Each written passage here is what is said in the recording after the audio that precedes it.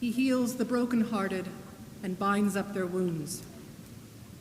God counts the number of the stars and calls them all by their names. Please be seated.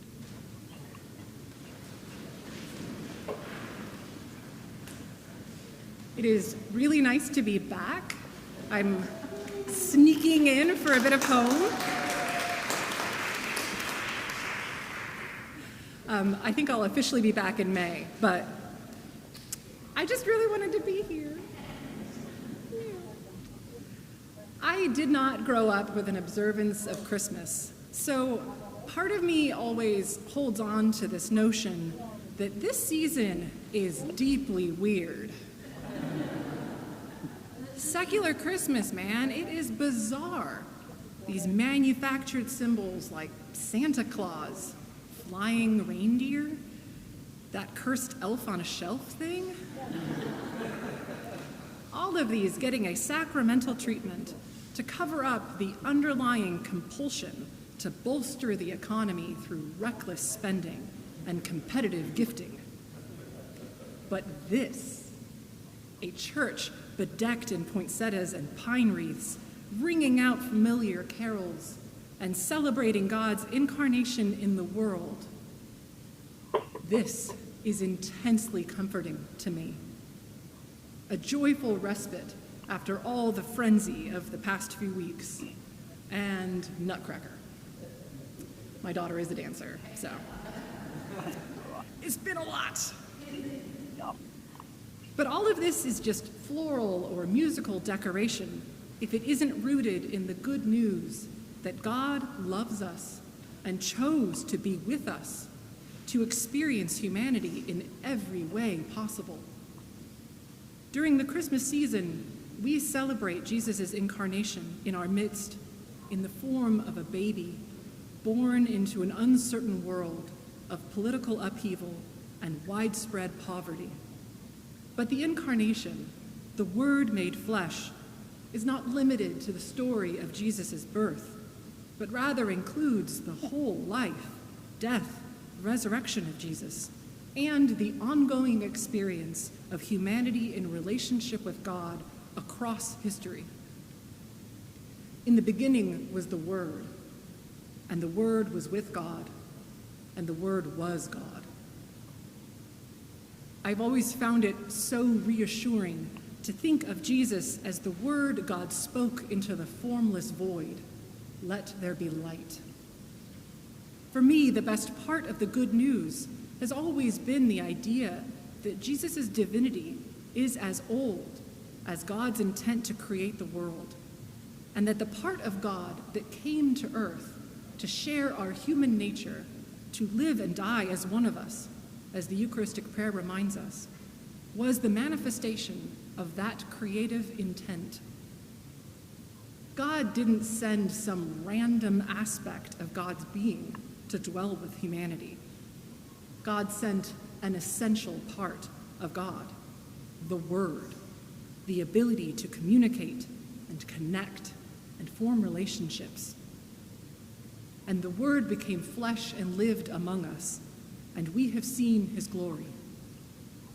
It's not always easy for me to understand in my bones that God's incarnate presence in this world is due to God's limitless love of all creation, including me.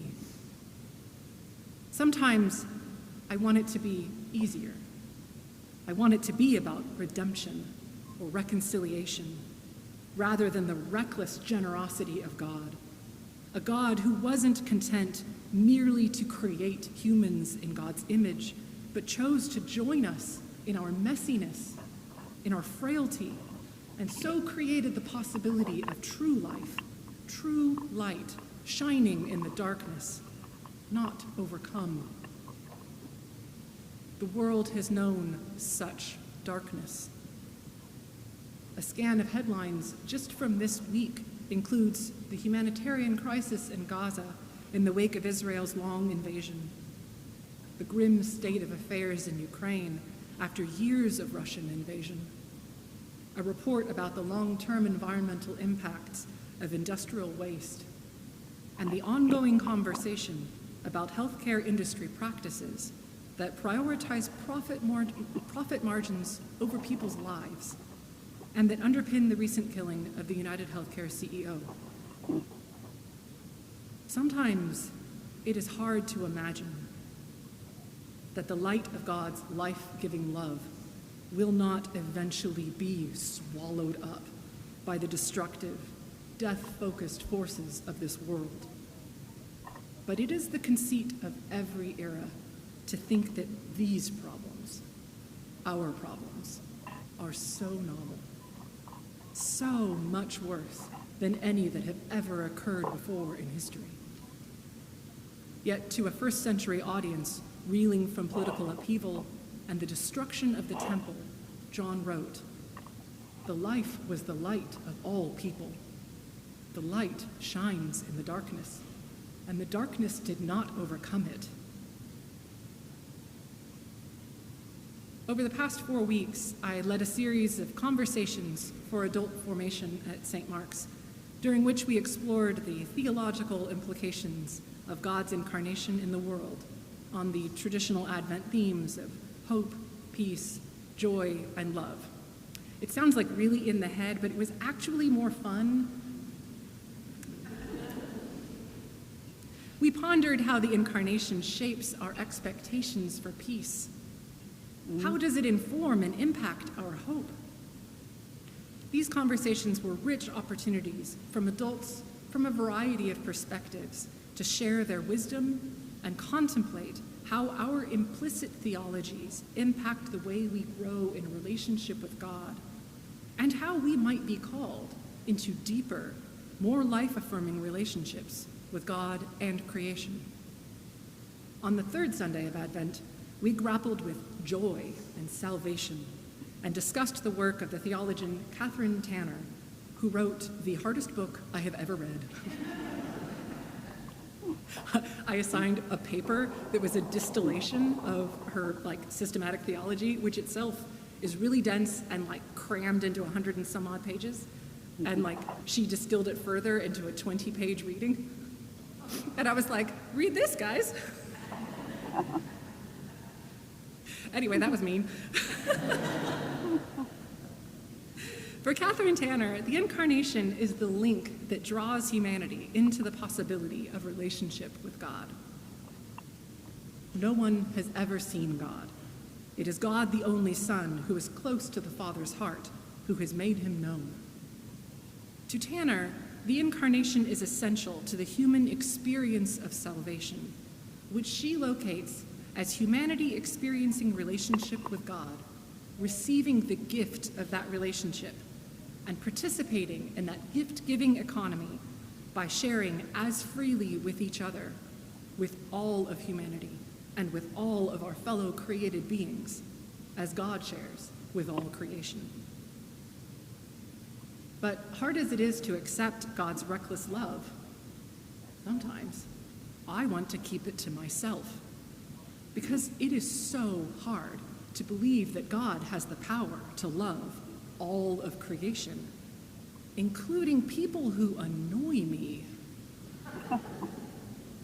including people whose political and religious views differ so much from mine that it's hard to believe we share the same reality, including the cable news pundits and the politicians who amplify public mistrust and profit from our polarizing conflict.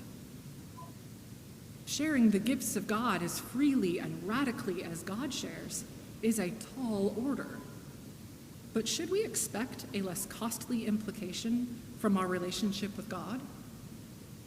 After all, Paul wrote to the Galatians that when the fullness of time had come, God sent his Son, born of a woman, so that we might receive adoption as children, and if a child, then also an heir through God. Or, as Rachel Held Evans wrote in her final book, I will declare to you all day long that the purpose of a child of God is to love indiscriminately and unconditionally, just as God has loved us. That is what we were made for. That is what we were born to do. Sometimes I want to hold on to my fearful scarcity mentality, but I am a child of God, and I was made to share God's love widely and freely. And I don't have to stand alone inside the walls of my frustration and fear. God is with me in my human frailty, in my messy grief, in my fear of what this next year will bring. God is with us in this community, in each other, in our fragile world, and in the beautiful, complicated humanity of every person we meet. We are not alone. So let's love indiscriminately and unconditionally, just as God has loved us. The light of God's love shines in the darkness, and the darkness will not overcome it. Thanks be to God.